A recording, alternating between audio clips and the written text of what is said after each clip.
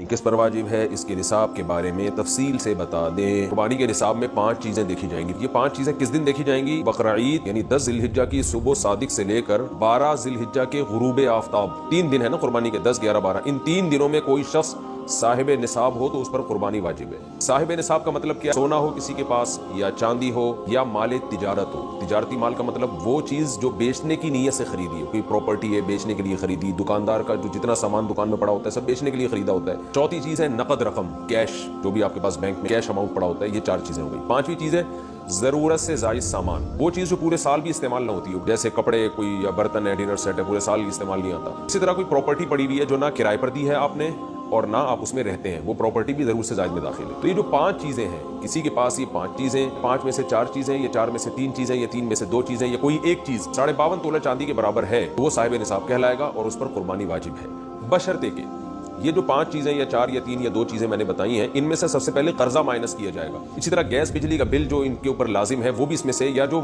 महीने का राशन आएगा वो भी माइनस किया जाएगा। माइनस करने के बाद अगर 52.5 तोला चांदी के बराबर रकम बच रही है तो ऐसे शख्स पर कुर्बानी वाजिब है, चाहे मर्द हो चाहे औरत हो। औरत कैसे कुर्बानी करेगी? उसके पास तो कैश नहीं होते आमतौर पे, तो पूरे साल जमा करे, थोड़े थोड़े अपनी जेब खर्ची से बचाया करे, या सोना को बेच कर करे। अलबत्ता किसी के पास सिर्फ सोना ही है, बाकी 4 चीजों में से कुछ भी नहीं, 1 रुपया भी नहीं है, तो फिर 7.5 तोला सोना जब तक नहीं होगा कुर्बानी वाजिब नहीं होगी।